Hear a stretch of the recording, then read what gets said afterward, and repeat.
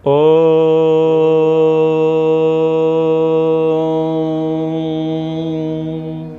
विश्वानि देव सवितर्दुरितानि परासुव यद् भद्रं तन्नयासुव यद् भद्रं तन्नयासुव।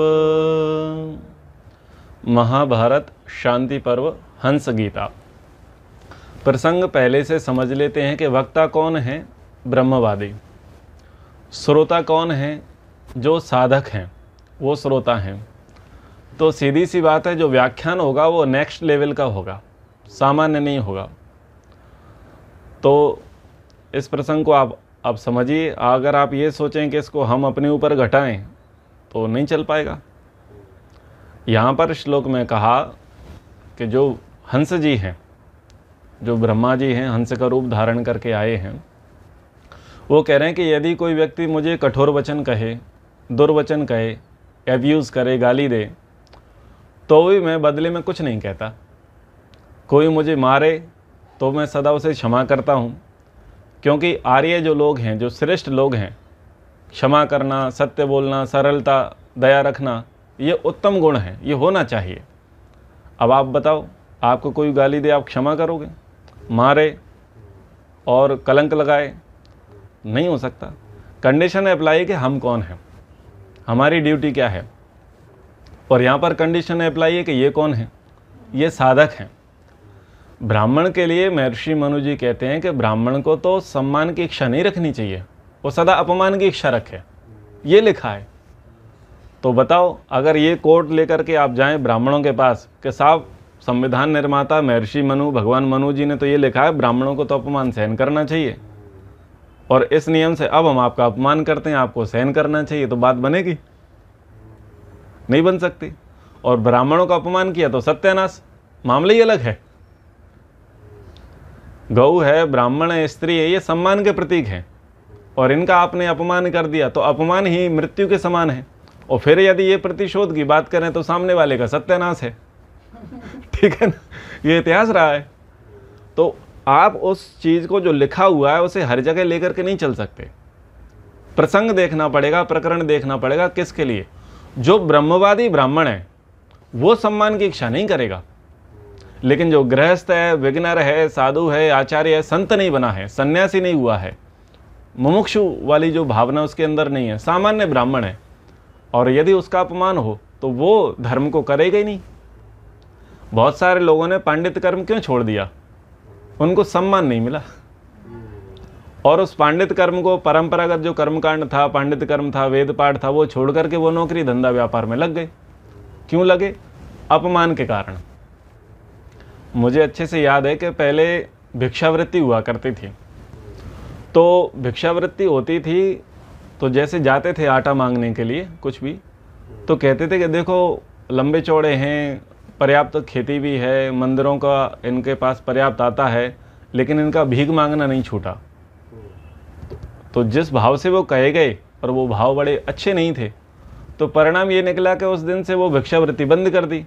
एक व्यक्ति ने बोला, उसके बोलने से उस ब्राह्मण को बात लगी, पूरे गांव में वो देने का भाव समाप्त हो गया। मतलब ये हमारे आसपास की घटना है। तो कुछ चीज़ें सम्मान जरूरी है। अगर आप सम्मान दोगे तो प्रोग्रेस होगा, और अपमान करोगे तो वो चीज़ें प्रोग्रेस को प्राप्त नहीं करेंगी। लेकिन जो ब्रह्मवादी व्यक्ति है, यदि उसे सम्मान मिला, वो सम्मान की इच्छा करेगा, तो वो योग भ्रष्ट हो जाएगा। योग भ्रष्ट यानी योग मार्ग से वो पतित हो जाएगा, न्यून हो जाएगा, गिर जाएगा। जब योग दर्शन पढ़ते हैं तो जहाँ विभूतियों की बातें आती हैं, सिद्धियों की बातें आती हैं, वहाँ बातें कही जाती हैं कि जब आप योग में अध्यात्म की उच्च गहराइयों को जब प्राप्त करोगे तो आपको सम्मान मिलना आरंभ हो जाएगा। लोग आपके चरण छुएंगे, आपकी खड़ाउओं को पूजेंगे, अपने भाव से कह देता हूँ, तो आपका सम्मान बहुत मिलेगा। तो यदि उस ऐषणा में आप फंस गए तो फिर आपकी सिद्धि, समाधि, साधना रुक जाएगी, क्योंकि आपको ये लगेगा कि बस कृतकृत्यता हो गई, और फिर जाकर के व्यक्ति योग भ्रष्ट हो जाता है। यानी जितने साधु सन्यासी आज पूज रहे हैं, उनके पूजने के पीछे उनकी साधना है, लेकिन वो पूजन में ज़्यादा लग गए। तो उनकी साधना छूट गई और वो किस में लग गए, अपनी ऐषणाओं की बढ़ोतरी में। उनको क्या लगा कि जो हम ईश्वर तत्व को प्राप्त किए, यानी जो हमने समाधि का अभ्यास किया, जो साधना की, कोई बात नहीं, हम फिर कर लेंगे। वो इस एटीट्यूड में रहते हैं। जैसे सामान्य लोगों का एटीट्यूड रहता है ना कि मेरा स्किल मुझे पता है, मेरी योग्यता मुझे पता है, तो वही एटीट्यूड उनका भी रहता है साधकों का। उनको लगता है कि एक बार मैं सत्वगुण की स्थिति को प्राप्त कर चुका, एक बार मैं ध्यान में जाकर के समाधि लगा चुका, एक बार मैं इन सब चीज़ों से विरक्त हो चुका, तो अब मेरे लिए कोई बड़ी बात नहीं, मैं फिर कर लूँगा। तो इस भूल में वो रहते हैं और इस भूल में रहने के कारण से वो योग भ्रष्ट हो जाते हैं। तो उन्हीं के लिए कहा गया कि तुम अपमान की इच्छा करो, अगर तुम सम्मान की इच्छा करोगे तो तुम्हारा नाश हो जाएगा। तो प्रसंग देखना चाहिए, प्रकरण देखना चाहिए। तो यहाँ पर जो ब्रह्मा जी कह रहे हैं हंस रूप में साधकों को, तो वो अपना एग्जाम्पल दे रहे हैं। वो साधक बिगिनर हैं और वो सीनियर हैं। तो सीनियर जूनियर को समझा रहा है कि यदि कोई मुझे गाली दे, मुझे अपशब्द बोले, मुझे मारे, मेरा अपमान करे, तो भी मैं उसे सहन करता हूँ और जो मेरे साथ ऐसा व्यवहार करता है मैं उसे क्षमा कर देता हूँ। तो सीनियर को देख करके ही जूनियर सीखेगा, और यदि सीनियर ही भड़काऊ होगा तो जूनियर क्या सीखेगा। तो उनको उस फील्ड में प्रोग्रेस करनी थी, तो ये उनके लिए उपदेश किया जा रहा है। तो इसको हम हर जगह रिलेट नहीं कर सकते। ये इतनी सारी बातें इसलिए कही ताकि हम प्रकरणवित हो जावें, हमें प्रसंग समझ में आए कि कौन से प्रसंग में बात कही गई है। वेदस्योपनिषद सत्यम, सत्यस्योपनिषद दमः, दमस्योपनिषद मोक्ष, एतत् सर्वानु अनुशासनम। तो वो जो ब्रह्म जी हैं, जो हंस रूप में हैं, वो साधक गणों को कहते हैं कि वेदाध्ययन का सार क्या है। बोले सत्य भाषण। यदि सत्य भाषण, सत्य क्रिया, सत्य व्यवहार आपके जीवन में है तो आपको वेद अध्ययन का फल प्राप्त हो गया। और वेद अध्ययन करने के बाद आपके जीवन में सत्य भाषण, सत्य क्रिया, सत्य व्यवहार नहीं आया तो अभी वेद उतरा नहीं है। तो आपको उतारना है, आपको अपने व्यवहार में लाना है। साधकों, आपको अपने व्यवहार में लाना है। फिर सबका सार बताते जाते हैं। वेद अध्ययन का सार है सत्य भाषण, और सत्य भाषण का जो सार तत्व है वो है मनोनिग्रह। मनोनिग्रह का फल क्या है? मोक्ष। यही संपूर्ण शास्त्रों का उपदेश है। सारा वेद पढ़ रहे हैं, जितने भी वेद पढ़ रहे हैं, वैदिक साहित्य पढ़ रहे हैं, इतना पढ़ लेने के बाद यदि आप सत्य भाषण नहीं करते, सत्य व्यवहार नहीं करते, सत्य क्रिया नहीं करते, तो वो ठीक नहीं है। तो शास्त्र कहता है, वेद कहता है कि सदाचार से हीन व्यक्ति को वेद भी पवित्र नहीं करता। तो सदाचार प्रायोरिटी है। सदाचार कैसे आएगा? सदाचार में होता क्या है कि एक तो होता है दिखावा और एक होता है अंदर से एज इट इज। तो सत्य भाषण कब संभव हो पाएगा? जब मनोनिग्रह होगा। लोग क्या करते हैं कि पर्दे के पीछे कुछ और होते हैं, पर्दे के बाहर कुछ और होते हैं। तो बाहर जब आएंगे, मंचों पर आएंगे, पब्लिकली आएंगे, तो वहाँ पर सत्य भाषण करेंगे, यानी अच्छी अच्छी बातें बताएंगे, अच्छी अच्छी बातें बोलेंगे। सत्य भाषण यानी बढ़िया अच्छी अच्छी बातें करेंगे, लेकिन पीठ पीछे गड़बड़ घोटाला, जैसे टेबल के नीचे से तो वो गड़बड़ घोटाला करेंगे। तो वो गड़बड़ घोटाला कैसे रुकेगा? मनोनिग्रह से। तो यहाँ पर कहा कि सत्य भाषण का सार है मनोनिग्रह, यानी इंटरनल आप उस पर प्रोग्रेस करने लग जाओ, इंटरनल आप प्रयास करने लग जाओ, आप अंतःकरण को शुद्ध करने लग जाओ, तो आपका सत्य भाषण सिद्ध हुआ। अंदर तक जाओ। और यदि आप मनोनिग्रह करने लग गए लेकिन आपका मोक्ष नहीं हुआ, तो फिर कैसा मनोनिग्रह? तो बोले कि मनोनिग्रह का फल है मोक्ष। यही सारे शास्त्रों का उपदेश है। तो ये सार की बातें उनके लिए कहते जा रहे हैं। वाचो वेगम मनसा क्रोध वेगम, तृणा वेगम उदरोपस्थ वेगम, एतान वेगान यो विषदेहु दीर्णा स्तम मन्ने हम ब्राह्मणम वै मुनि च। तो ब्रह्मवेत्ता मुनि कौन है उसके विषय में वो आगे कहते हैं कि जो मनुष्य वाणी के वेग, मन और क्रोध के वेग, तृष्णा के वेग तथा पेट और जननेंद्रिय के वेग, इन सब प्रचंड वेगों को सह लेता है, उसी को मैं ब्रह्मवेत्ता मानता हूँ, उसी को मैं मुनि मानता हूँ। अब इनके वेग बड़े खतरनाक है। वाणी का वेग, लोगों के लिए कहा जाता है कि भाई खाए बगैर रह जाएंगे, कहे बगैर नहीं रहेंगे। कहे बगैर क्यों? वो वाणी का वेग है। और नहीं तो वो जैसे सांप फुसकारता है तो वैसे वो फुसकारता रहेगा, वो बड़बड़ाता रहेगा। अकेला जाएगा तो वो बोलता रहेगा। बहुत सारे लोग आपको ऐसे मिलेंगे जो वॉकिंग करते हैं, गाड़ी चला रहे होते हैं, उनके पास कोई नहीं होता, ना वो ईयरफोन लगा रहे होते हैं ना कुछ नहीं, पर वो अपने आप में बड़बड़ाते जाते हैं, बात करते जाते हैं। क्यों? वाणी का वेग था, वो निकल रहा था। और कोई बहुत बोलता है, ज़्यादा बोलता है, वाचाल है, या किसी से कुछ कहना ही है और उसको बोलेंगे चुप मौन रहो, तो उसका पेट फूलेगा, उसे बड़ा दर्द होगा, क्योंकि वाणी का वेग है, वो सहन नहीं कर पा रहा, उसे बोलना है। बोलने के बाद वो कंफर्ट जोन में आता है। तो ये बड़े बड़े एग्जाम्पल है, यानी वाणी का वेग वो सहन नहीं कर पा रहे। तो ये तो बड़ों बड़ों के लिए, अन्यों के लिए भी ऐसा ही है कि वाणी के वेग को हम सहन करें।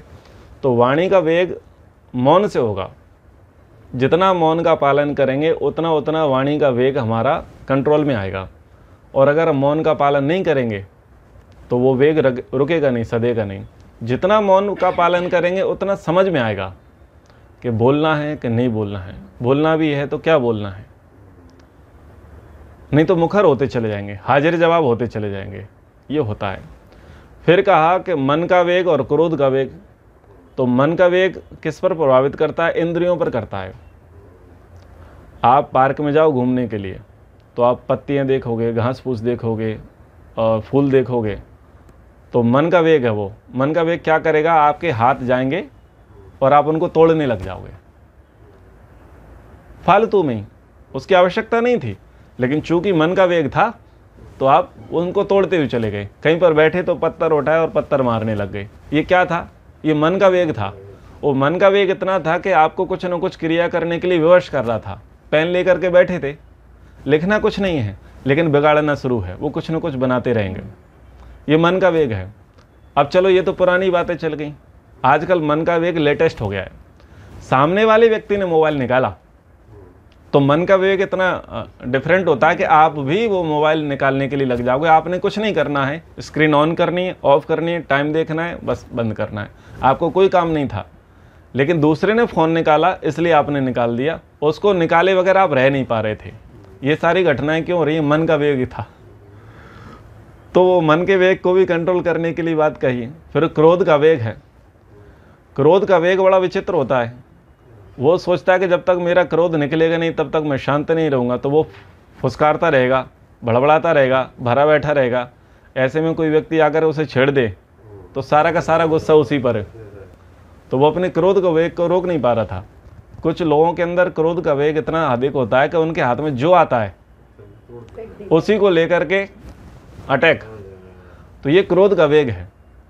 तो ये वेग बड़े भयंकर हैं। वाणी का वेग हुआ, मन का वेग हुआ, क्रोध का वेग हुआ, तृष्णा का वेग, सब बूढ़ा हो जाएगा पर तृष्णा बूढ़ी नहीं होगी। सारी इंद्रियां बूढ़ी हो जाएंगी, शरीर बूढ़ा हो जाएगा, वस्तुएं बूढ़ी हो जाएंगी, लेकिन तृष्णा सदा जवान रहती है। तो वो बड़ी भयंकर है, उसके वेग को रोकना चाहिए। पेट का वेग और जननेंद्रिय का वेग।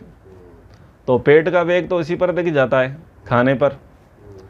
मैं बोलता हूँ, एक नया प्रयोग मैंने किया, पहले भी मैं बोलता हूँ कि यदि आपको ये देखना है कि व्यक्ति कितना लोभी है, उसके अंदर लोभ कितना है, तो आप उसके आगे बेहतरीन लजीज भोजन ला करके रख दो, अलग अलग प्रकार का भोजन ला के रख दो, तो उसके जो लोभ के संस्कार हैं ना वो वहाँ जागृत हो जाएंगे।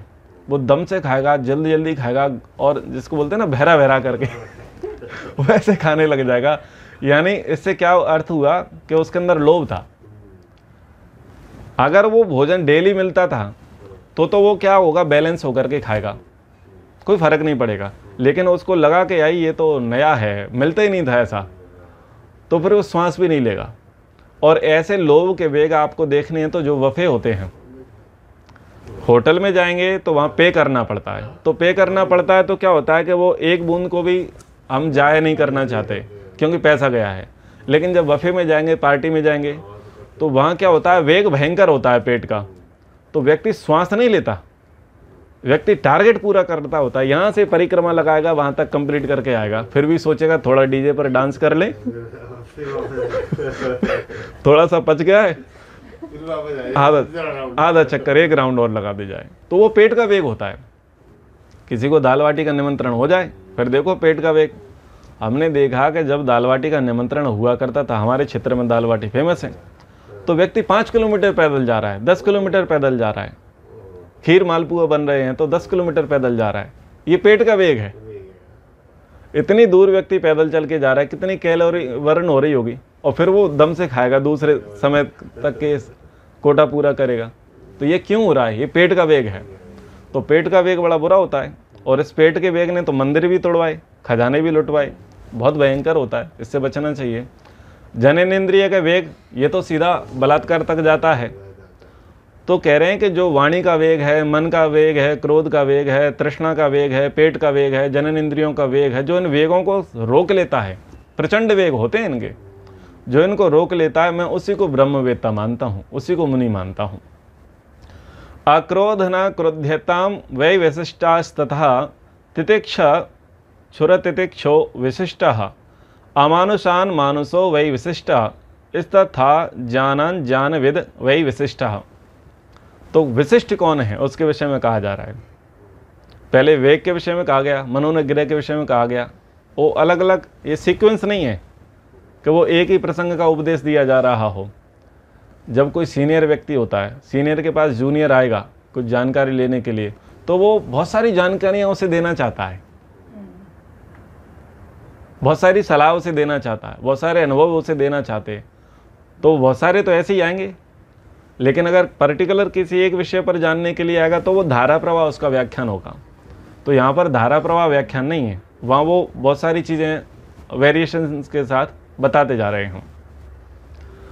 तो कौन श्रेष्ठ है? कह रहे हैं क्रोधी मनुष्यों की अपेक्षा क्रोध न करने वाला मनुष्य श्रेष्ठ है। अब बताओ क्रोध करना चाहिए कि नहीं? शास्त्र कहता है क्रोध नहीं करना चाहिए, और बिना क्रोध करे काम चलेगा? काम नहीं चलेगा। कंडीशन अप्लाई है, क्रोध किसको करना है, क्रोध किसे नहीं करना है, और क्रोध करना है तो कैसे करना है। नारियल बनो, नारिकेल समाकाराः दृश्यन्ते खलु सज्जना अन्ये वदीदी काकाराः वैरेव मनोहरा। सज्जन और दुर्जन ऐसे ही होते हैं, नारियल और वेर के जैसे। नारियल क्या होगा? बाहर से कठोर होगा, अंदर से सॉफ्ट होगा, कोमल होगा। और दुष्ट व्यक्ति कैसा होगा? बाहर से खट्टा मीठा लुभावना और अंदर से कठोर होगा। तो सज्जनों के लिए कहा गया कि नारियल बनो। तो शास्त्रों में जिस क्रोध की चर्चा की जाती है वो नारियल वाले क्रोध की है, जिसको मन्यु कह दिया जाता है। तो मन्यु अच्छा है, क्रोध अच्छा नहीं है। ऐसा भी क्रोध क्या करना जो अपने आप को जला बैठे। तो खुद को नहीं जलाना है, जो बुराई है या बुरा है उसे जलाने का प्रयास करो, खुद मत जलो। लेकिन ये भी अभ्यास से होता है, उसके प्रभाव से प्रभावित हो जाते हैं। अच्छा, क्रोध क्यों आ जाता है? जो चीज़ें आपके मुताबिक नहीं होती और आप बोल देते हैं, वार्निंग कर देते हैं कि भाई ये चीज़ें दोबारा नहीं हो, ये चीज़ें दोबारा नहीं हो। आप 2 बार बोलते, 3 बार बोलते हो, फिर भी व्यक्ति वो गलती करता है, तो फिर वो आपको अंदर तक चला जाता है।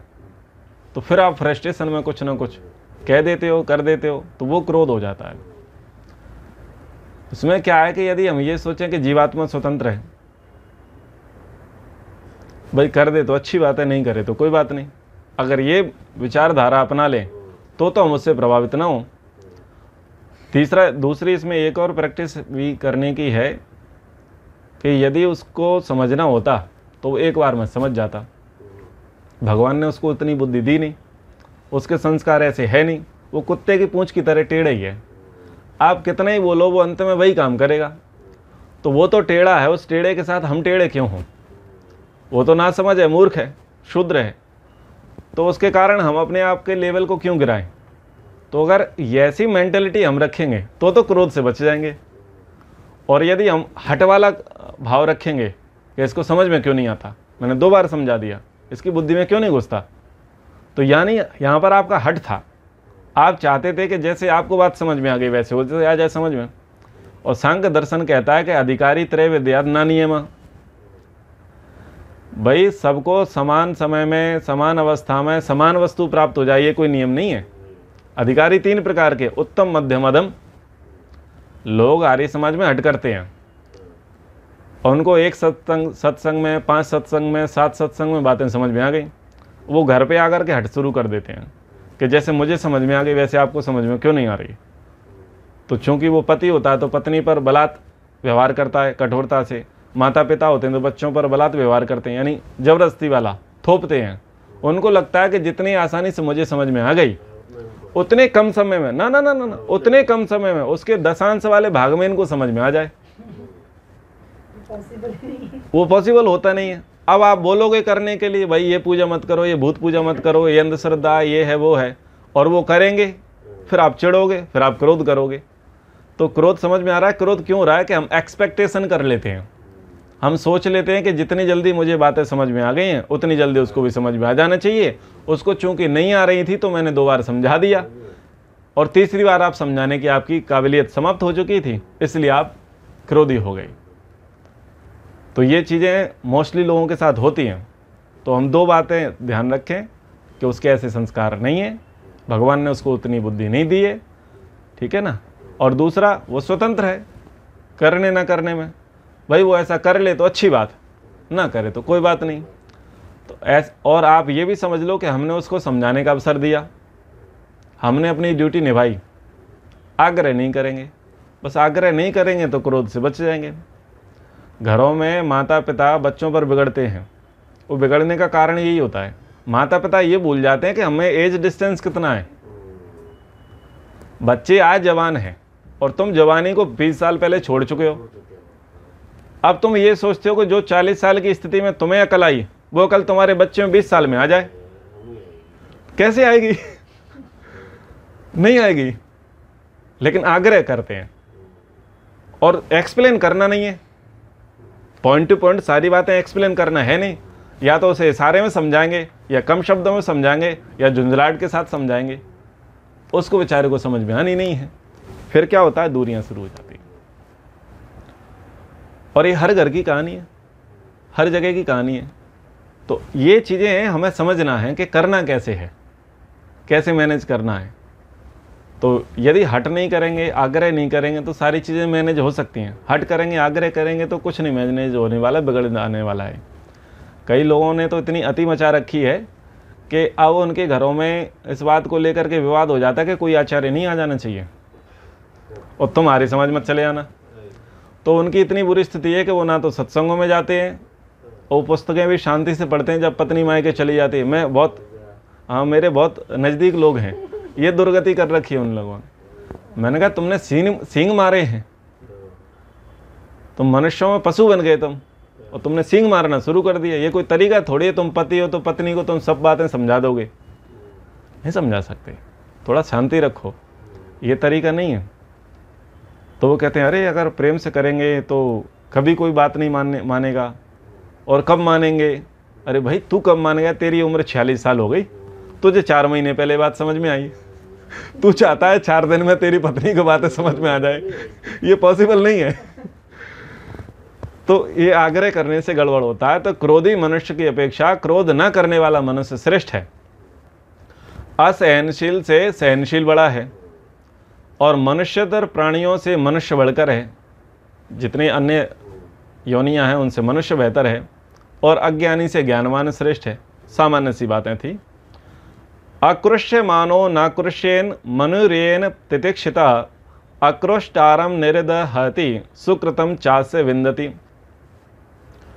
तो अब यहाँ पर वही स्थिति है जो दुर्वचन की बातें आई थी, क्रोध की बातें आई थी, गालियों की बातें आई थी, उसी बात को वो रिपीट करके कह रहे हैं कि जो दूसरों के दुर्वचन को, दूसरे ने दुर्वचन कहे, उस दूसरे ने तो कह दिया लेकिन उसको वो रिपीट नहीं करता। गिव एंड टेक, तूने मुझे गाली दी तो बदले में मैंने तुझे गाली दे दी। तो बोले जो ऐसा व्यवहार नहीं करता, उस क्षमाशील मनुष्य का दबा हुआ क्रोध भी उस गाली देने वाले को भस्म कर देता है और उसके पुण्य को भी ले लेता है। तो ये बड़ी बात कही उन्होंने। समझ में आया क्या कहा? जो दूसरों के दुर्वचन कहने यानी गाली देने पर भी बदले में उसे गाली नहीं देता, उस क्षमाशील मनुष्य का दबा हुआ क्रोध ही उस गाली देने वाले को भस्म कर देता है, वो अंदर से, हाँ, उसके पुण्य नष्ट कर देता है। तो ये एक व्याख्यान शैली है। अगर आप कारण कार्य दर्शन सिद्धांत लगाओगे तो ये बाहर निकल जाएगा। जैसे सूप होता है ना, चालनी होती है जिसमें छानते हैं तो थोता थोता ऊपर रह जाता है, मूल मूल नीचे चला जाता है। तो दर्शन तो ऐसी चालनी है, वो पूरा परफेक्ट एक्सरे मशीन है, वहाँ कुछ भी गड़बड़ नहीं जा सकता। तो अगर दर्शन का नियम लगाएंगे तो ये श्लोक उड़ जाएगा, लेकिन भाव समझने हैं। भाव से ही बहुत सारी चीज़ें होती हैं। लोगों को किस आधार पर डराया गया? पाप पुण्य के आधार पर ही तो डराया गया। जब उनको बातें नहीं आ रही समझ में तो एक पाप पुण्य का आधार लिया गया। बच्चे बात नहीं मानते तो बच्चों को बोल दिए बेटा भूत लग जाएगा, हवा आ जाएगा, बाबा ले जाएगा, ये बातें प्रयोग करते ही हैं। तो पर्पस ये रहता है कि उनका मानसिक स्तर उतना होता नहीं है, तो उनको दूसरे तरीके से बातें समझा दी जाएं। तो यहाँ पर ये समझाने की दृष्टि से था कि आपको कोई गाली देता है और आप उसे गाली नहीं देते, तो गाली देने वाले ने जो भी कुछ पाप किए होंगे और जिसने वो सहन कर ली, तो वो उसके क्रोध के आगे जिसने उसको एक्सप्लेन नहीं किया यानी रिएक्शन नहीं किया, तो उसके पुण्य चले जाएंगे। तो जब व्यक्ति की बुद्धि में ये रहेगा कि यार अच्छे व्यक्ति को हम गालियाँ देंगे और वो हमारा कुछ करेगा नहीं, तो हमने जितने भी पुण्य किए होंगे वो नष्ट हो जाएंगे, तो बेहतर है पुण्य नष्ट ना हो और हम गाली ना दें। तो ये समझाने की दृष्टि होती है। साहित्य की अपनी अपनी शैली है, उसको सिद्धांत नहीं बना सकते कि अगर कोई गाली देगा और आप गाली सहन कर लो तो उसके सारे पुण्य इसके बदले में नष्ट हो जाएंगे। सिद्धांत नहीं बना सकते। लोग यही गड़बड़ करते हैं कि सिद्धांत बना देते हैं और सिद्धांत बना करके बिगाड़ हो जाता है। इसलिए केवल भावों को समझना होता है। जैसे वहाँ नचिकेता के विषय में कहा गया कि जो कोई ब्राह्मण किसी गृहस्थी के घर 3 दिन भूखा प्यासा रहे तो उसके सारे पुण्य को हर लेता है। तो भाई ऐसे कैसे हर लेगा? और शास्त्र क्या कहते हैं? कर्म बिना फल दिए नष्ट नहीं होता। तो पुण्य भी तो फल था और पुण्य फल अभी फलित नहीं हुआ तो नष्ट कैसे हो जाएगा? लेकिन बातें समझने की हैं, बातें समझने की है कि भाई उसकी महत्ता अधिक है।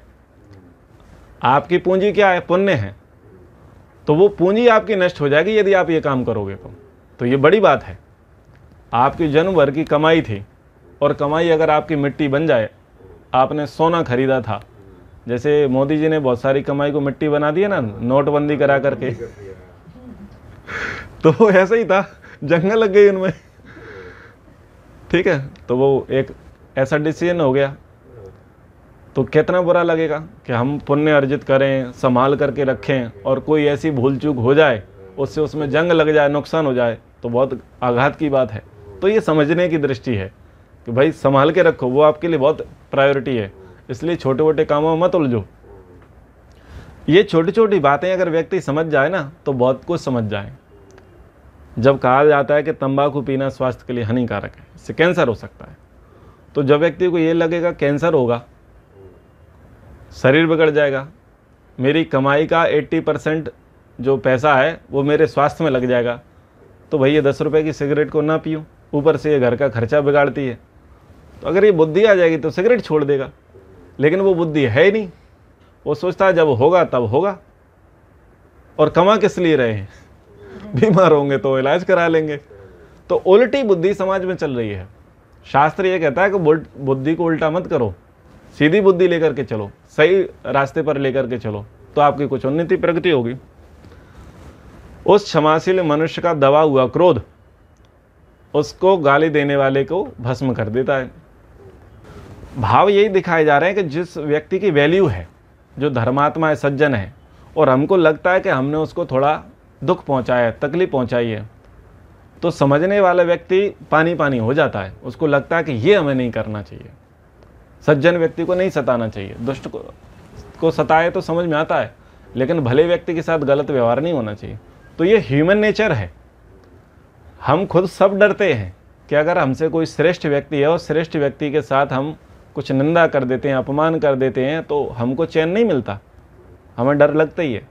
वो डर अच्छा है, ये डर हमें बहुत सारे पापों से बचाता है। तो यहाँ पर यही बात कही कि जो व्यक्ति ऐसा करेगा तो उसके सारे पुण्य जो है नष्ट हो जाएंगे। और पुण्य बड़ी चीज़ है, पुण्य बड़ी चीज़ है। यो न अयुक्तः प्राहम रोक्ष प्रियम वा यो वा हतो न प्रतिहन्ति धैर्यात् पापम च यो न क्षति तस्य हंतुम तस्येह देवा स्प्रयन्ति नित्यम।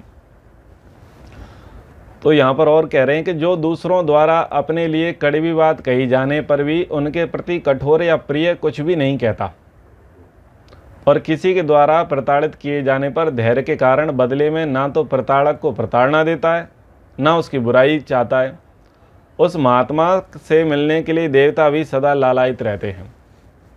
तो एक व्यवहार में उसकी ऊंचाई को दिखाया गया है कि किसी व्यक्ति ने दूसरे के साथ कड़वी बातें कही, लेकिन बदले में वो कड़वी बातें नहीं कह रहा।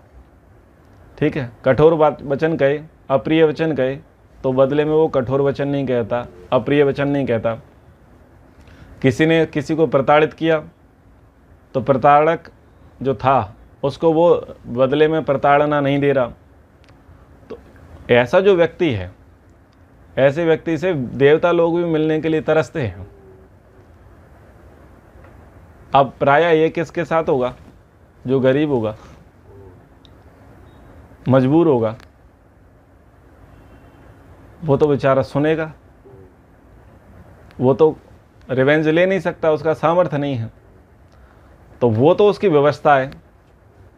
पर जो समर्थ होकर के सहन करता है, उससे देवता लोग प्रसन्न रहते हैं, उसके लिए तरसते हैं। कहा तो ये जाता है मानस में कि समर्थ को कोई दोष नहीं गुसाई, समर्थ को कोई दोष नहीं है, लेकिन इसका अर्थ गलत है। जो बड़ी जाति वाला है, बड़े पैसे वाला है, बड़े पद वाला है, वो जितने कोभांड करे वो सब शिष्टाचार माना जाता है। और यदि वो गरीब है, वो कर ले, तो उस पर सारी पंचायत बैठा दी जाती है। लेकिन यहाँ कहा जा रहा है कि व्यक्ति समर्थ है, वो दंड देने में समर्थ है, लेकिन उसके बावजूद भी वो सब चीज़ों को सहन करता है, तो उसकी प्रतिष्ठा इतनी विशेष होती है कि जो वीवीआईपी लोग होते हैं वो भी उसके लिए दर्शन के लिए तरसते हैं। पापी यसा क्षमेतेव श्रेयसा सदृशस्य च विमानितो हतो कृष्ट एवं सिद्धि गमिष्यति। पाप करने वाला अपराधी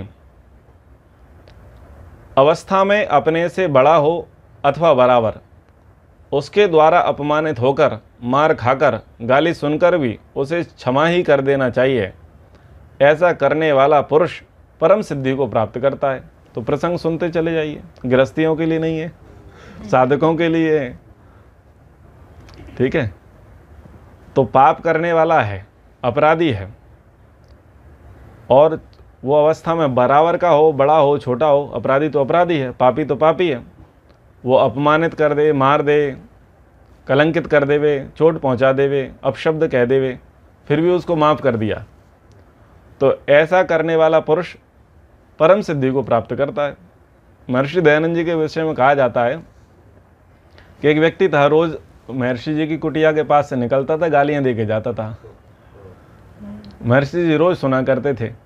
एक दिन वो नहीं आया, 2 दिन नहीं आया, तो स्वामी जी को बड़ी तकलीफ हुई, भाई वो व्यक्ति आया नहीं, क्या बात है। तो सेवक को भेजा, भाई देख के आओ।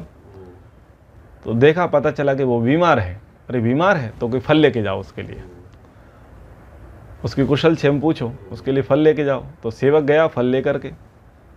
उसने बोला कहाँ से आए? बोले स्वामी जी ने भेजा है, आप आए नहीं, आपका स्वास्थ्य ठीक ठाक नहीं है। तो वो पानी पानी हो गया।